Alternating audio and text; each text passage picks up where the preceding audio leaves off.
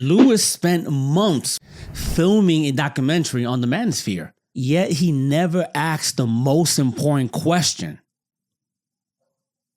Why? Instead, what does he do? He says, look at what they're saying. Look at what they're doing. Look what they believe in. But never, not once, does he ask, why? Because the answers are obvious. Economic dead ends, loneliness, dating apps, stacking the game against the average man, family court, a culture that calls male pain toxic and ignores it. These aren't just fringe issues. These are the reasons why millions of men feel abandoned enough to seek refuge in what you call the Manosphere. And none of that in this documentary gets explained. Even the critics point this out, calling it superficial, spectacle over scrutiny, exposing the symptoms while refusing to investigate the cause. That's not a documentary. That's a hit job. Because the moment you refuse to ask why, you're not analyzing reality anymore. You're protecting a narrative. And Louis isn't a neutral observer.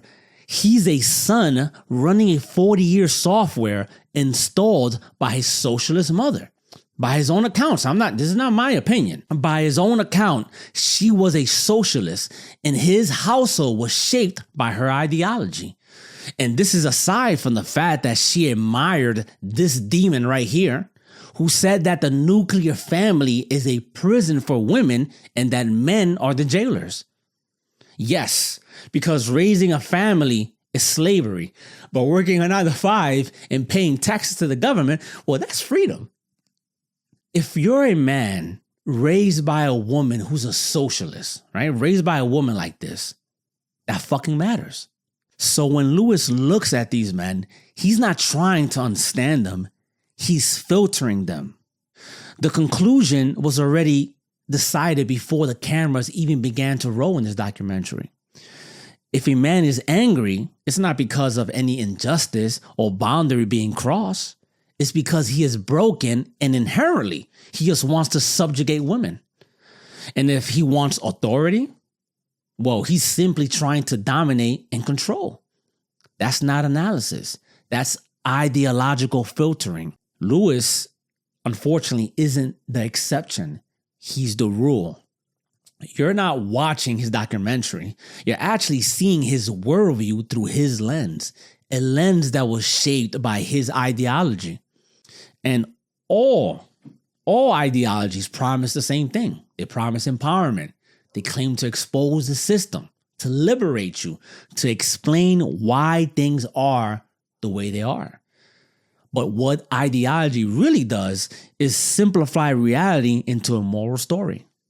A moral story with a scapegoat, a ready-made explanation as to why things went wrong in your life, a way to explain your failures without ever examining your own life and your own choices. And that's why ideology spreads so easily, because that scapegoat is emotionally irresistible. This is how it works, and this is how it looks. On one side, you have ideology. Ideology keeps people in what we call the child state.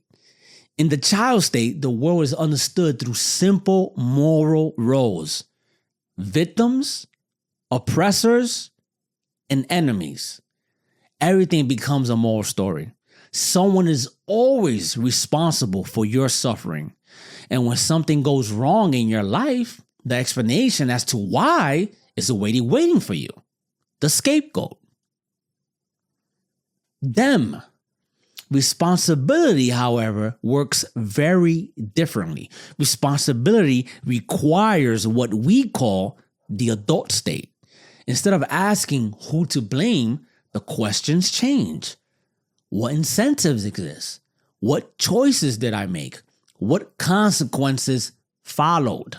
Responsibility replaces the scapegoat with something much more uncomfortable. Agency. Because responsibility requires self-examination, and ideology removes that discomfort. Because once you accept agency, the focus stops being on them and it moves to you. And this isn't just Louis. This is a pattern. And you see this mechanism very clearly in feminism. Feminism teaches women that their outcomes are determined by the patriarchy. Men hold the power, men created the system, and men are responsible for women's suffering. The moment you accept that worldview, the roles are already assigned. Women become the victims, men become the oppressors, and the enemy predictably becomes the patriarchy. The moral story is already written. And as women, when something goes wrong in your life, the explanation is already waiting for you. The scapegoat. Men. Feminism doesn't just provide a scapegoat, it keeps women psychologically stuck in the child state. Children understand the world through simple moral roles: heroes, villains, and victims. And ideology keeps that structure alive in your adulthood. Instead of asking difficult questions about your own decisions, women are encouraged to see themselves as victims inside of a moral drama. And we all know how much women love drama. Once women accept this narrative, responsibility disappears. But this creates a contradiction. Because men are told that they created the system. Men built the institutions. Men hold the power. But if a man fails in life, suddenly the system doesn't matter anymore. It doesn't matter. Now it's his personal responsibility. He should have made better choices. So not only are men responsible for the system itself, men are also responsible for the failures in their own lives. And there's another reason why ideology spreads so easily. And it's because it protects the people and institutions that shape you. So for example, her parents, often a single mother, prepared her poorly for relationships. Her teachers taught her a distorted view of men. Or the institutions she trusted failed to prepare her for the real world. But ideology prevents this realization by offering a much more easier and simpler explanation, which is, you didn't fail. Men failed you. And that explanation protects everyone except the woman whose life is being ruined by lies. And this ideology rewards victimhood. Victimhood brings sympathy, moral authority, and power.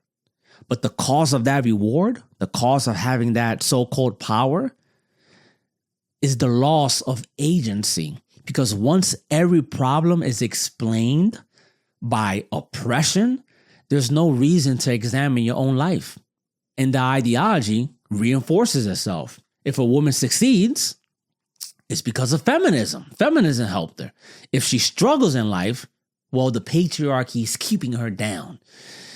And if she questions the narrative, she's accused of internalized misogyny. And this is why ideology always survives. It always will. Because the answer has already been decided. And that answer, of course, for women's failures will always be men. And that's why he never asked, why? Now, here's the thing. I was debating whether to add the red pill as an ideology to compare it to feminism. But the red pill isn't an ideology. It's a description of reality, a description of what is. And to be very clear, it doesn't have the institutional power that feminism has. It's not pushed by colleges. It isn't promoted by mainstream media. It isn't supported by Hollywood. And it certainly isn't backed by the government. Where the red pill becomes an ideology is when an individual content creator takes the description and starts giving prescriptions. They start telling you what you ought to do. And they start attaching moral judgment to behavior that is supposedly just nature. And that right there, in that instance, that is what creates a them to condemn and to blame. That's the moment that description becomes and turns into ideology. So, for example, individual red pill content creator will say something like, I understand female nature. Trust me, bro. Trust me. That's like saying, I understand the nature of animals in a zoo. How can you understand the nature of animals in a zoo when you're studying them in confinement instead of the wild?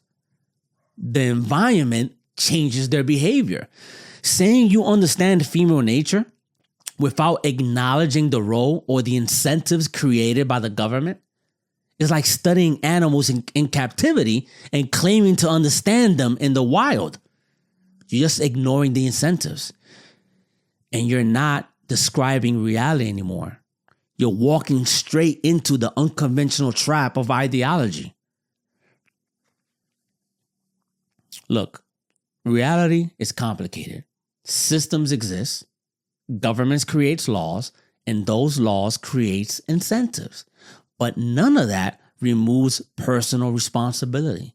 External forces shape your environment. They influence your choices, but they do not remove your agency. And adulthood begins the moment you accept this reality. Ideology does the opposite. It gives you an explanation for your problems that removes the need for self-examination. Ideology simplifies reality. It reduces everything into a moral story. Victims, oppressors, and enemies. And once that story takes over, once it takes hold, people stop asking the only questions that matter. What are the incentives? What choices did I make? What were the consequences that resulted from them?